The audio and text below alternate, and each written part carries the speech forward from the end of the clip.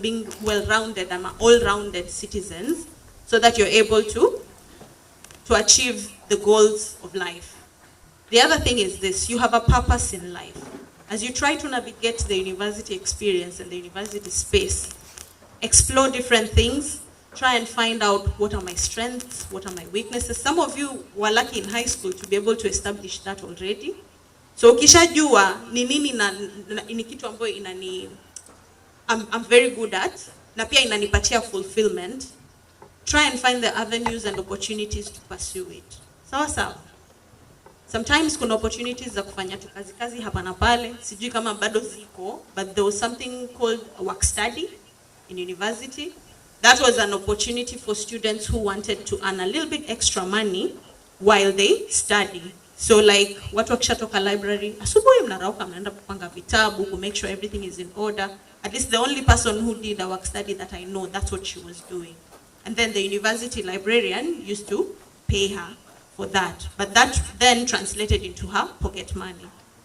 Do you see how akimaliza tu campus, it could go top on her CV that this is what I did while I was in school. Ina illuminate yule mtu that ni mtu wa kujituma, mtu wa bidii. So as you experience your life in the university, try and find other opportunities to broaden the life that you will come back to out here. I'll mention 4 key characters that I think everybody, this group and this group, can focus on as you try and achieve in academia, but also in your life in general. The first thing is, I have already kind of highlighted this: curiosity, positive curiosity. It helps you to understand your surrounding and how to adapt to it. So question things, ask, try and understand, read more about everything that you hear or see. It will help you understand your surrounding and yourself. The other thing is resilience. Resilience ni nini? Resilience is the ability to bounce back once you've been in a difficult situation. Most of you have already started establishing your resilience kwa sababu gani? You have come out of a difficult situation and you're continuing to build yourselves up. So, mjipigie makofi, because most of you, or actually all of you, are resilient. But the thing I will point to is continue building that resilience. How do you do that? Look at every mistake as a source of information for what not to do next time. Kuna kitu tunaita reflecting. When something happens to you, just sit and question. Why did that happen to me? How did it happen? What could I have done differently? And then pick that as a learning point and a lesson. Next time you know what not to do and what to do. Sindio? That applies to you as well. Any mistake that happens or any mistake that you make it a source of information for how to make your next decisions. And then the last thing I will talk about is how do you achieve balance. I've already hinted on engaging yourself in different kinds of activities beyond just shule na kusoma, so that you can discover some of the things that you might be good at. But also, if you find yourself too engrossed in the socials than the classwork, try and find time to make sure you balance your life out. It's important to achieve a life that you feel is harmonious and makes you feel peaceful within yourself. If you choose, or if you find yourself in a situation where you want to have sex, I'll finish with sex talk. All right? Universities kind of provide you with, you're supposed to make your own decisions, but if you find yourself in a position where that is what you want to try or want to explore, there's something called safe sex. Sometimes condoms ziko mpaka kwa choo za nini, zinaitwaje, hostels. Make use of the information that is provided. You can go to the health unit to ask for advice. It's not as judgmental as out here, because out here ni ngumu, utaenda kwa nani ukamulize sasa hitu watu huwa ni vipi na vipi na vipi.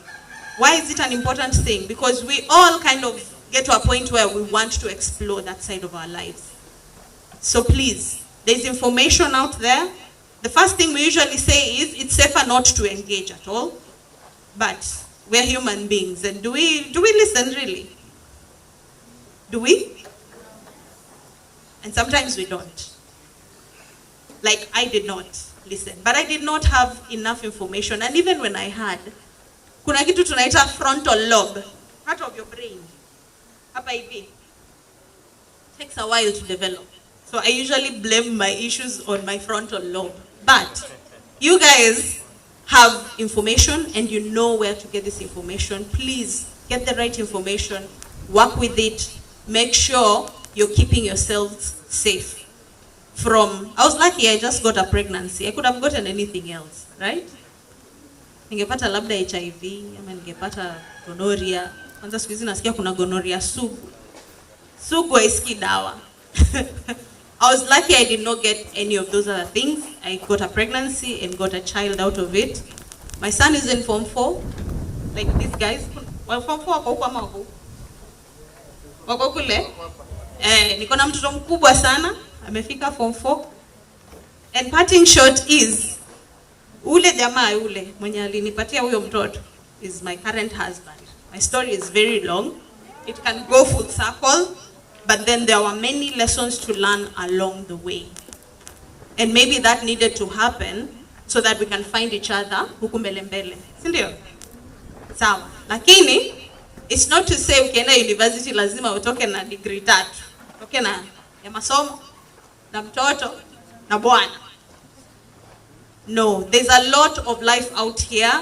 Try and experience it before you decide to settle on a partner eventually. Sawa sawa. Thank you so much. I wish I had more time. I would have said a lot more. But thank you. Thank you very much. Makofi kwake tafadhali. I hope you are continuing to be inspired. What's one thing that you've taken away from this side? Ati where condoms are kept in the university? Oh, now. Basi tumpatie makofi tafadhali. I think most importantly is that, you know, the issue about knowing your boundaries, the issue about maintaining yourself, and issues about navigating that by yourself at the very center.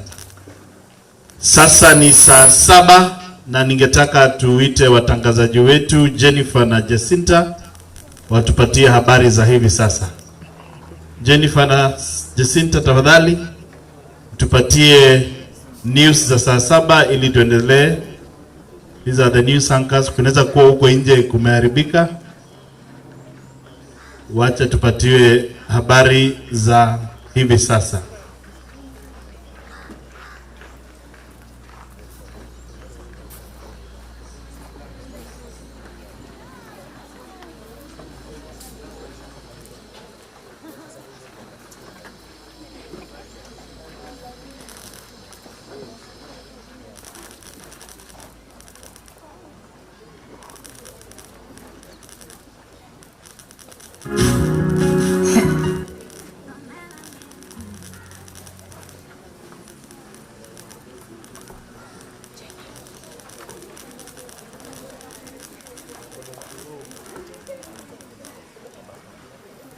Kuna shida ya mitambo kwenye studio.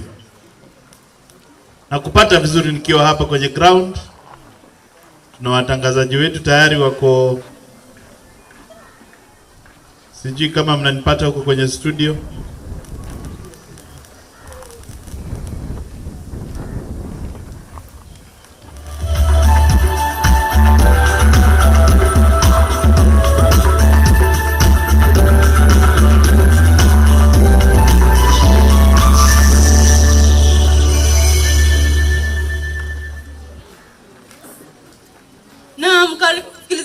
Katika taarifa zetu za Friends for Justice Live, mimi ni mtangazaji wako mpendwa Jennifer Nyamawi na mtangazaji wa lugha ishara ni Juliet Nyamawi. Tupate kwanza na vidokezo. Watahiniwa wale wa kidato cha 4 na wale wa grade ya 9 wanaosimamiwa na shirika la Friends for Justice wanatarajiwa kufanya mtihani wao mnamo mwaka huu. Wanapata mafunzo maalum kutoka kwa watahini wao pale Makutivila. Shirika la Friends for Justice limeandaa karamu ya kuwazawidi wanafunzi waliofanya vyema kabisa katika mtihani wao mnamo mwaka wa 2025. Tupate taarifa kamili. Watahiniwa wa kidato cha 4 na wale wa grade ya 9 wanaotarajiwa kufanya mtihani wao mnamo mwishoni mwa mwaka huu wanaosimamiwa na shirika la Friends for Justice wameandaliwa mafunzo maalum na watahini mbalimbali kutoka shule mbalimbali ili kuweza kupata mafunzo sahihi kuhusiana na mitihani yao mwishoni wa mwaka huu. Mose Nyamawi na taarifa kamili. Dr. Jennifer, na kupata na taarifa za hivi punde ni kwamba wanafunzi wa kidato cha 4 na wanafunzi wa grade ya 9 wa mwaka 2026 wanaosimamiwa na shirika la Friends for Justice wameandaliwa mafunzo maalum katika kipindi hiki cha likizo ya Agosti. Na hawa wanafunzi wanatakiwa kufanya mitihani yao mwishoni wa mwaka huu. Na matumaini ya shirika la Friends for Justice ni kuwa wanafunzi hawa wataweza kufanya bora. Mimi ni mwanaripota wako Mose Nyamawi, kaunti ya Kilifi. Kwako studioni Jennifer. Asante Jacinta kwa taarifa hizo. Na msikilizaji wetu, baada ya taarifa hizo ni kwamba shirika la Friends for Justice limeandaa karamu ya kuwazawidi wanafunzi waliofanya vyema kabisa katika mtihani wao wa KCSE mnamo mwaka wa 2025. Mtangazaji wetu Jacinta Nyamawi na taarifa kamili. Naam Jennifer, na kupata na taarifa niliyopata ni kuwa wanafunzi waliokalia mtihani wao wa kitaifa wa mwaka 2025 walikuwa 56.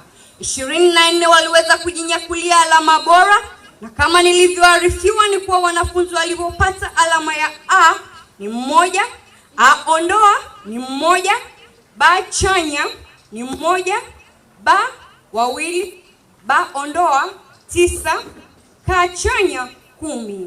Na wanafunzi hawa wanatarajiwa kujiunga na vyuo vikuu tajika humu nchini kama chuo kikuu cha Nairobi, Kenyatta na Chuka. Wanafunzi hawa watakwenda kusomea taaluma mbalimbali kama taaluma ya kidaktari, upasuaji na elimu. Na hivyo wageni kutoka mbalimbali wamealikwa ili kuwasherehekea. Mimi ni mwanaripota wako Mose Nyamawi, kaunti ya Kilifi. Kwako studioni Jennifer. Asante Jacinta kwa taarifa hizo. Na msikilizaji wetu, baada ya taarifa hizo tunakwenda kwa mapumziko mafupi na tutarudi tena baadaye. Usiende mbali.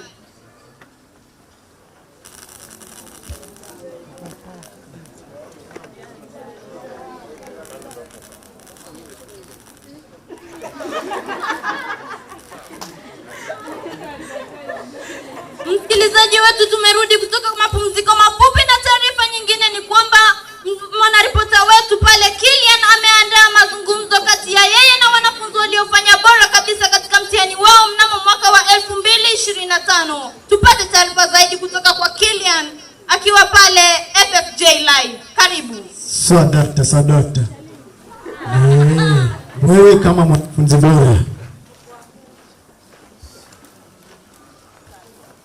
kama mwanafunzi bora, kongole kwanza kwa kufanya vizuri katika mtihani wako.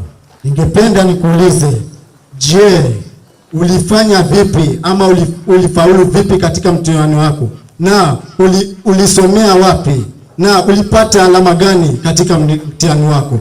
Na mwisho kabisa, ungependa kuambia nini katika wanafunzi wanaokwenda kufanya vizuri katika mtihani wao utarajiwa?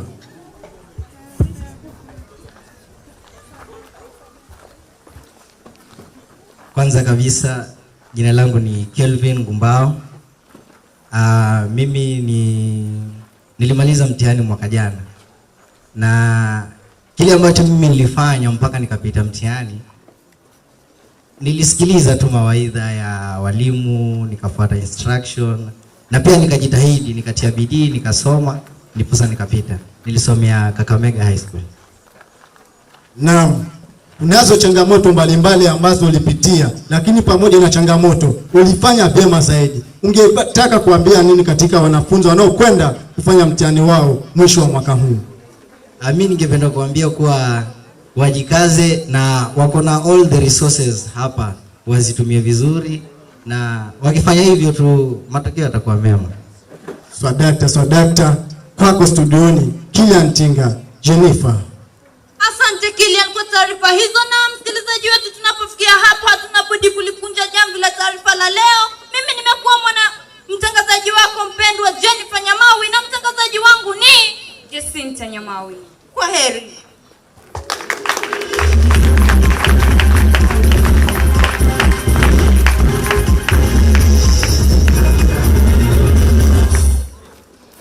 And welcome back. Oh my. Wapi makofi yao tafadhali. We're back live reporting from Friends for Justice. You cannot make this stuff up. We are back to English, eh? Haya basi, I want us to invite the third speaker. DJ tutayarisha wimbo. She's Dr. Nancy Kagwanja. She's a researcher at Kemri Wellcome Trust, and she also does capacity building at Strathmore and Pond University. And most importantly, she lives with me because she's my wife. Wapi makofi tafadhali. DJ twende.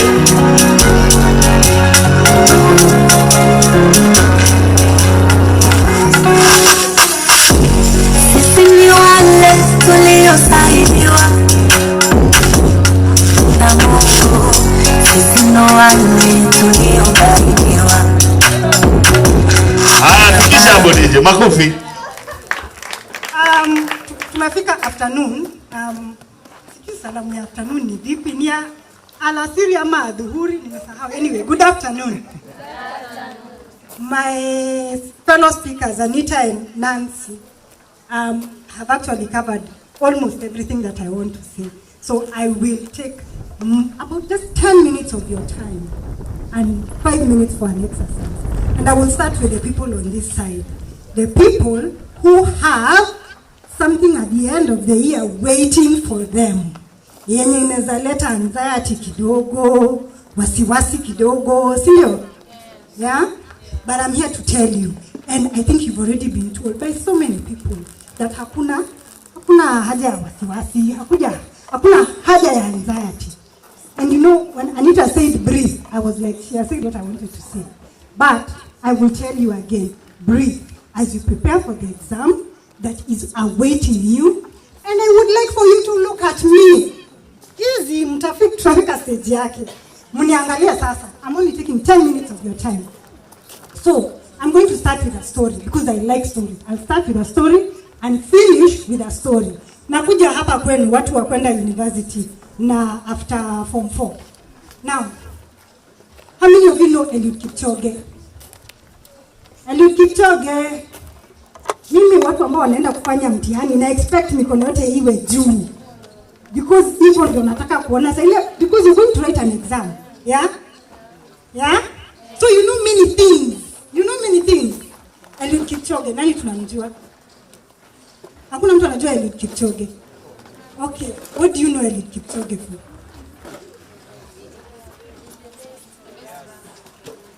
He's the best runner. What makes him the best runner? Ameshinda nini? Ameshinda a lot of medals. Kwa race gani? Marathon. Marathon is 42 kilometers. So, why am I talking about a runner and a marathon? It's because you guys are at a stage in your life where you're so close to the end. And the question we are asking ourselves today, for you people, how will you finish strong? So for those of you, I enjoy running. That is why I'm talking about a runner. For those of you who have watched people running, mnaona what happens towards the end. What happens towards the end? They run fast. Kama ni marathon, utapata wako wengi hapa katikati. Lakini huko mwisho, unapata the 5 or the 10 that are remaining there, wanaeka additional energy. Now, Eliud Kipchoge was the first one to do under 2 hours kwa marathon. Ameingia Guinness World of Records. Na alijaribu mara ngapi? Anyone who knows? Alijaribu mara 2. He used to run, ameshinda marathon nyingi, lakini he runs for 2 hours and over. But then, people saw that this is someone who is talented. The same way we know that you people are resilient people, as Nancy has said. The reason you've gotten to grade 9, to form 4, you have the capability. You have the capacity to do well in your exam. The question is, will you finish strong? And the question also is, how will you finish strong? How do you think you will finish strong? How did Eliud Kipchoge finish strong? What did he have? Eliud Kipchoge had a very strong team behind him. Nyinyi, mko na strong team nyuma yenu? Strong team yenu ni kina nani? Friends for Justice. Wazazi wenu pia, si ndio? Na sisi hapa ambao tunazungumza na nyinyi, nani wengine strong team yenu? Your teachers. Who else is part of your strong team or your strong support? God. And who else? Your friends. This person who is seated next to you.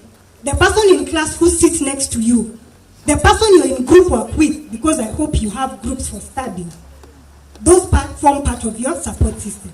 So, the same way Eliud Kipchoge was able to win that target of running under 2 hours, something that has never been done before he did it. And tunatumia Eliud Kipchoge kwa sababu Eliud Kipchoge ni Mkenya kama sisi. Ametoka mahali huko panaitwa Kaptagat. Mahali some other people, Americans, have never had. Nyinyi mmetoka Chonyi, wengine wametoka Bundani nasikia. Nimetoka Murang'a, Kangema, in some hills huko called Rwadhia. But you people are able to make it. You're able to end up in global spaces, national spaces. Tumeambiwa nyinyi ndio MPs, MCAs, ministers of the future. Nyinyi ndio walimu. Tayari hapa kuna madaktari wetu. So you're able to make it. Yeah? And the trick is to leverage the support.